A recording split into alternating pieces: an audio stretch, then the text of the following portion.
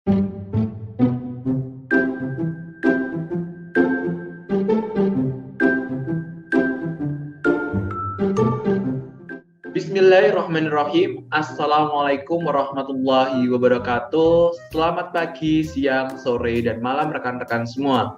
Ya, pada kesempatan hari ini kita akan belajar bersama mengenai perakitan komputer dalam mata pelajaran komputer dan jaringan dasar. Nah, nanti kita ulang sedikit, kemudian kita akan bahas mengenai jaringan ataupun perakitan sebuah komputer. Oke, kita langsung saja masuk ke dalam materinya. Nah, di sini saya akan menjelaskan mengenai komputer dan jaringan dasar dalam kompetensi dasar itu 4.2 ya. Itu adalah merakit sebuah komputer. Nah, kemarin kan Bapak Suyadi juga menerangkan tuh mengenai komponen, kemudian gambarnya dan juga fungsi-fungsinya. Nah, di sini nanti saya akan membantu Bapak Suyadi. Kita sama-sama belajar saja teman-teman. Jadi saya juga belajar, teman-teman juga belajar bagaimana cara merakit sebuah komputer itu. Gitu ya.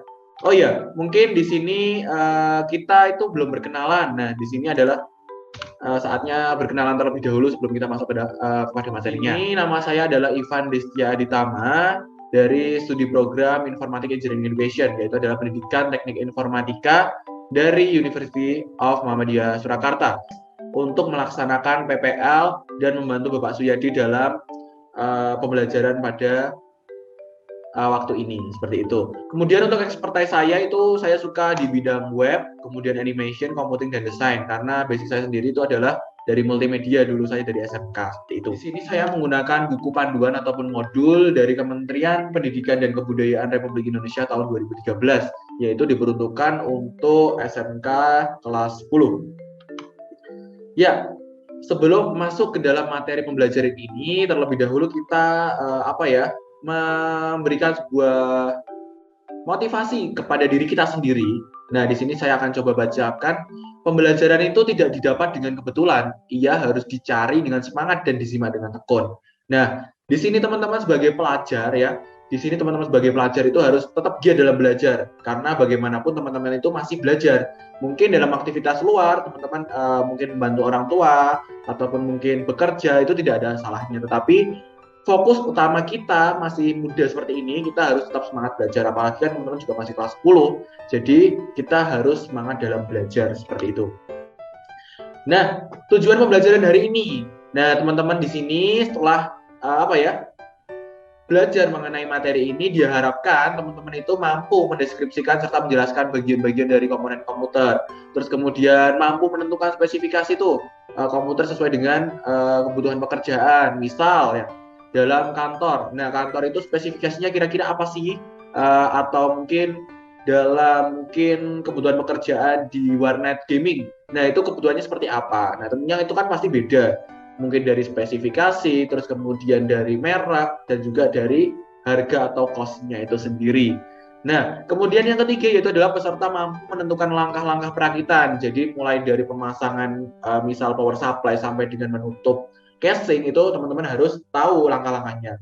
Dan juga yang terakhir adalah peserta didik mampu mempraktekkan perakitan komputer sesuai dengan standar industri. Nah, peralatan ataupun komponen pada personal komputer itu sebenarnya itu secara intinya itu ada 3. Tetapi nanti saya akan tambahi 2 lagi. Nah, di sini sampai di sini dulu. Ini di sini itu ada 3, yaitu ada input, proses, dan output. Nah, secara umum, sistem ini terdiri dari elemen-elemen yang saling berhubungan, teman-teman. Yang saling berhubungan untuk membentuk suatu kesatuan untuk melaksanakan suatu tujuan tersebut. Nah, baru di sini kita akan menjelaskan komponen dalam komputer.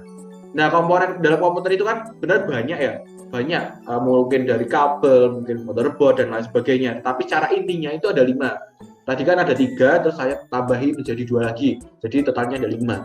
Yang pertama adalah input device. Nah, input device ini adalah input atau mungkin masukan ya. Sumber daya masukan. Nah, sumber daya masukan di sini apa sih? Mungkin kita bisa lihat di sini. Sumber daya masukan di sini ada, di sini bisa dilihat masukan ya, input. Nah, mouse itu adalah salah satu input device. Terus kemudian di sini ada light pen, terus kemudian ada mikrofon, kemudian ada kamera, dan juga webcam di sini, ada joystick, keyboard. Nah, itu adalah termasuk komponen-komponen dari input device. Yaitu fungsinya yaitu adalah memberikan perintah kepada komputer yang nantinya akan diproses dan ditampilkan oleh output device CPU.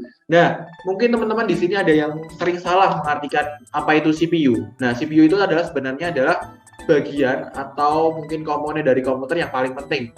Nah, CPU di sini adalah prosesor. Prosesor itu adalah otak dari komputer. Dia itu adalah melakukan organisasi seluruh mungkin algoritma yang ada di komputer tersebut. Maka jangan heran kalau harga CPU ataupun prosesor ini sangat mahal, dan ini adalah harga yang paling mahal dari seluruh komponen dari komputer itu sendiri. Ada output device. Nah, output device tadi itu ada di sini ada monitor, kemudian printer. Nah, printer itu adalah salah satu komponen output device, yaitu adalah memberikan luaran ataupun mencetak hasil dari tadi yang sudah diproses seperti itu. Terus kemudian ada headphone, projector, speaker, dan lain sebagainya. Nah, kemudian ada lagi di sini ada memori. Memori itu adalah tempat menyimpan sebuah data. Nah, memori dalam komputer itu banyak. Ada ROM, ada RAM, kemudian ada hard disk. Nah, yang komponen terbaru dari hard disk ini ada yang namanya SSD. Kemudian yang saat ini yang paling bagus itu adalah M.2. Nah, M.2 itu adalah ya juga komponen penyimpanan data, tetapi dia itu memiliki kapasitas penyimpanan lebih besar, lebih cepat antara konektivitasnya, dan juga tentunya lebih mahal. Seperti itu. Terus yang terakhir adalah input output port. Nah, input output port itu biasanya terletak pada belakang komputer. Di situ ada kayak colokan. Nah, di situ ada PS2. Di sini PS2 itu adalah untuk digunakan ketika mouse zaman dahulu ya. Mungkin teman-teman pada masih saat SD di warnet. Nah, itu zaman dulu itu mouse itu masih menggunakan PS2 ini, port PS2. Begitu pula dengan keyboard. Keyboard itu juga masih menggunakan PS2. Tetapi kalau untuk sekarang itu sudah menggunakan wireless semua, atau mungkin menggunakan kabel. Tapi itu sudah mungkin sudah tertinggal ya teman-teman ya. Terus kemudian di sini juga ada VGA port.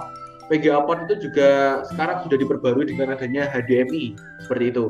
Terus kemudian ada USB dan juga ada colokan-colokan dari audio.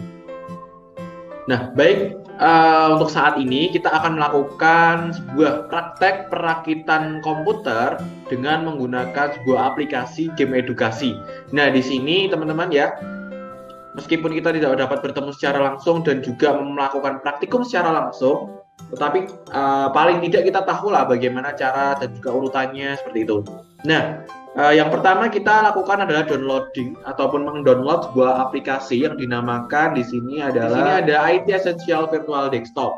Nah, nanti teman-teman silahkan untuk di-download kemudian dilakukan instalasi ya pada komputer teman-teman itu. Kalau teman-teman tidak punya komputer, nanti bisa dilakukan download yang namanya tadi PC Creator pada HP Android teman-teman, seperti itu. Untuk pembelajaran yang pertama, dalam merakit sebuah komputer teman-teman, kita lakukan yang paling awal adalah memasang power supply ke dalam komponen casing. Nah, biasanya untuk komponen power supply ini berada pada bagian atas belakang ataupun pada bagian bawah belakang. Nah, untuk power supply ini bisa ditandai dengan bentuk kotak, terus kemudian ada kipasnya seperti itu. Dan nanti dihubungkan ke listrik seperti itu. Nah, untuk fungsinya power supply ini sendiri yaitu adalah merubah sinyal AC menjadi sinyal DC ataupun arus AC menjadi arus DC yang nantinya diteruskan pada komponen-komponen pada komputer. Misal di situ ada fan atau kipas, terus kemudian ada hard disk, DVD dan lain sebagainya. Selanjutnya setelah kita memasang ataupun melakukan pemasangan power supply pada casing, kemudian kita masuk kepada motherboard. Nah, pada motherboard di sini terdapat banyak sekali komponen. Di situ ada heatsink, kemudian di sini juga ada RAM. Nah, ini adalah RAM ya, teman-teman. Terus kemudian di sini ada port-port dari berbagai mungkin NIC atau mungkin nanti untuk menangkap sinyal Wi-Fi. Terus kemudian di sini ada graphic card. Terus kemudian di sini ada port I/O. Di sini ada pendingin dari motherboard itu sendiri. Dan di sini ada pendingin prosesor. Dan di bawah ini ada prosesor, teman-teman. Tapi untuk aplikasi ini tidak dapat dibuka seperti itu. Oke ya. Nah, Untuk melakukan pemasangan prosesor ataupun CPU, kita klik terlebih dahulu pada bagian sini, kemudian ini kita drag saja ke sini. Kita drag, terus kemudian kita taruh di sini, maka ini akan otomatis mengunci seperti itu. Nah, terus kalau kita mau memasang heatsink dan dihubungkan ke dalam motherboard, kita juga harus menyesuaikan nih portnya dalam motherboardnya. Misal di sini kita putar, nah di sini ada kayak apa ya di sini pengunci ya, pengunci kita sesuaikan yang ada di dalam sini. Jadi kita putar di sini sesuai, baru kita masukkan seperti itu saja. Nah nanti secara otomatis heatsink itu akan terkoneksi ataupun terhubung dengan motherboard seperti itu. Selanjutnya kita akan melakukan pemasangan RAM. Nah dalam pemasangan RAM ini terdapat 4 port teman-teman. Nah untuk untuk menandai port yang mana yang digunakan untuk RAM dan juga yang mana digunakan untuk NIC ataupun graphic card, itu di sini ada penguncinya teman-teman. Nah, pada bagian ujung-ujungnya ini ada penguncinya. Nah, kemudian kita pasangkan RAM di sini, kita tinggal drag saja. Nah, pada RAM di sini teman-teman itu ada kayak plastik ya, di sini ada pemisah pada portnya itu yang digunakan agar dalam pemasangan RAM itu kita tidak salah dalam pemasangnya, mungkin kebalik atau mungkin atau bagaimana ya. Itu ada kayak triknya gitu. Jadi dimasukkan sesuai dengan nanti lubang yang disesuaikan dengan RAM-nya seperti itu. Kemudian kita masukkan RAM yang kedua di sini, kita kencangkan. Nah, terus kemudian di sini kita instalasi pada casing. Jadi motherboard ini kita masukkan ke dalam casing. Nah, dalam memasukkannya ini teman-teman juga harus hati-hati ya kalau misalkan mau melakukan praktik secara langsung, karena di sini tuh kayak banyak komponen itu yang kayak tajam atau runcing ya. Jadi hati-hati ya ininya. Nah, ini kita sesuaikan dengan bagian yang ada di casingnya. Terus kemudian kita masukkan saja. Nah, setelah dimasukkan di sini, coba kita setelah dimasukkan kan pasti kan harus dikencangkan ya. Kita harus menggunakan di sini ada skrup. Kita pasang saja di sini, tinggal kita drag selesai. Terus kemudian setelah itu kita melakukan adapter card. Jadi setelah kita pasang motherboard di casing, kita akan memasang adapter cardnya. Nah di sini sudah terpasang. Coba ini kita lepas terlebih dahulu untuk memberikan simulasi kepada teman-teman semua. Nah perlu diketahui di sini itu ada NIC yang digunakan ini sebagai nanti port untuk jaringan internet atau mungkin jaringan LAN. Nah, nanti komputer ini akan dihubungkan dengan perangkat komputer yang lain sehingga menjadi satu kesatuan sistem komputer seperti itu atau jaringan komputer yang nantinya akan kita belajar ke arah situ. Nah, di sini kita akan belajar pada perakitan terlebih dahulu. Kemudian di sini kita memasang wireless NIC atau bisa dikatakan di sini itu sebagai Wi-Fi-nya. Nah, setelah itu baru kita memasukkan di sini video adapter. Nah, video adapter ini kayak graphic card ya. Bisa kalau untuk sekarang ini kan ada banyak graphic card yang ada atau digunakan pada komputer. Di situ ada misalkan ada Nvidia, terus kemudian ada dari produk Intel dan lain sebagainya seperti itu. Kemudian kita tinggal kencangkan saja menggunakan baut. Di sini ada wireless NIC baut. Nah, kita kencangkan saja dengan cara mendrag, cukup mendrag saja teman-teman. Jadi tidak perlu menggunakan obeng dan lain sebagainya. Nah, setelah adapter card sudah terpasang semua dan juga di sini tadi ada kipas atau fan, terus kemudian di sini ada power supply, heatsink, RAM sudah terpasang semua dan juga motherboard sudah dipasangkan pada casing, maka kita akan masuk ke dalam internal driver. Nah, internal driver ini yaitu adalah memasang hard disk. Jadi hard disk ini kita menggunakan hard disk biasa, yaitu piringan berbentuk piringan. Nah, dan juga hard disk ini banyak tipenya teman-teman. Ada yang hard disk dengan merek WD dan lain sebagainya, ataupun mungkin Seagate. Nah, tapi di sini hanya menggunakan hard disk, tidak menggunakan SSD ataupun M.2 seperti itu. Karena ini kan adalah salah satu aplikasi yang mungkin sudah agak lama, jadi belum ada pembaruan dari komponen-komponen yang ada seperti itu. Nah, setelah ini kita coba masuk kepada driver external bus. Nah, di sini kita akan mencoba melakukan pemasangan pada tiap-tiap kabelnya. Jadi dari dari power supply tadi kita sambungkan kabel dari power supply ke masing-masing portnya.